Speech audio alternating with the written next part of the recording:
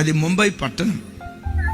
ఆ స్కూల్ ప్రిన్సిపల్కి యేసు ప్రభు అంటే ఇష్టం లేదు. ఈ కాంపస్లో బైబిల్ను పంచిపెట్టిన, కరపత్రాలు పంచిపెట్టిన నిర్దాక్షిణంగా కొడతాం, పోలీస్ స్టేషన్లో పెడతాం, అంత కఠినంగా ఉండేవాడు. ఓ రోజు శాలరీ డ్రా చేసుకురమ్మని స్కూల్లో 2 టీచర్స్ని బ్యాంకుకు పంపించాడు. రమారమి 20 లక్షలు డ్రా చేశారు. ఆటోలో కూర్చున్నారు. ఈ టీచర్ గారు ఇద్దరు ఆటోలో కూర్చోవటంతో ముచ్చట్లో పడిపోయారు. ఈ లోపు స్కూల్ స్టాప్ రానే వచ్చింది. ఈ డబ్బులు బ్యాగ్ మర్చిపోయి దిగిపోయారు.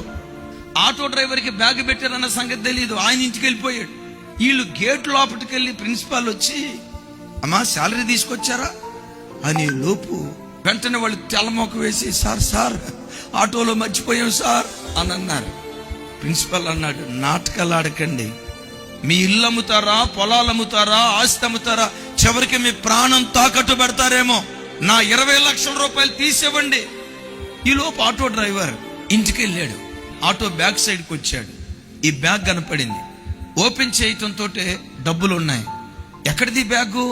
అరే, ఆ టీచర్ గారు బ్యాగ్ ఎత్తుకొని ఆటో ఎక్కారు కదా, వాళ్ళు మర్చిపోయినట్టున్నారు. మొత్తం చూసి వెంటనే రివ్వుమంటూ ఆ స్కూల్ కాంపస్కి వచ్చాడు. టీచర్, నా ఆటోలో మీరు డబ్బులు మర్చిపోయినట్టున్నారు, ఇదిగో మీ డబ్బులు మీరు తీసుకోండి. 20 లక్షల రూపాయల డబ్బులు ఆ టీచర్ చేతులు పెట్టారట. ఆ ప్రిన్సిపాల్ గారిని ఎవిరిపోయి, ఏమయ్యా ఇంత పేదోడు కదా, ఈ 20 లక్షల రూపాయలు తీసుకుని ఎటో గట్ట వెళ్ళిపోతే నీ తలరాత మారేదిగా. ఈ 20 లక్షల రూపాయలు తీసుకొని మరలా ఇక్కడికే రావటానికి కారణం ఏంటి? అప్పుడు ఆటో డ్రైవర్ చెప్తున్నాడట, ఒకప్పుడు నేను దొంగను సార్. ఈ ప్రాంతానికి వచ్చినప్పుడు ఎవరో క్రిస్టియన్ కరపత్రం ఒకటి ఇచ్చారు. దొంగలకు, వ్యభిచారులకు పరలోక రాజ్యం ఉండదు, వాళ్ళు నరకానికి గురైపోతారు అన్న వాక్యం ఆ కరపత్రం మీద చదివాను సార్. ఆ రోజు నుండి దొంగతనం మానేసి నీతిగా బ్రతకటం ప్రారంభించాను సార్. ఆ యేసు ప్రభు నన్ను మార్చాడు, నేను నీతిగా బ్రతుకుతున్నాను అని చెప్తే ప్రిన్సిపల్ అన్నాడట, యేసుక్రీస్తుని ఆరాధించే నీవే ఎంత నీతిగా బ్రతికితే నీవు ఆరాధించే యేసుక్రీస్తు ఇంకెంత నీతి కలిగిన వాడై ఉంటాడో కదా.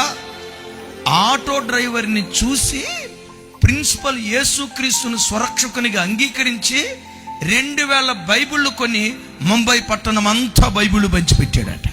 మీ అన్నగా నా చేతులు జోడించి మీ కాళ్ళు పట్టుకొని దండం పెట్టి చెప్తున్నా, గతంలో నువ్వు ఎలా బ్రతికినా ఈరోజు వాక్యం వింటున్న ఈ దినం నుండి నువ్వు బ్రతికే ప్రతి చోట రారాజైన యేసుక్రీస్తును నీ ప్రవర్తన ద్వారా ఊరేగించుదువుగాక.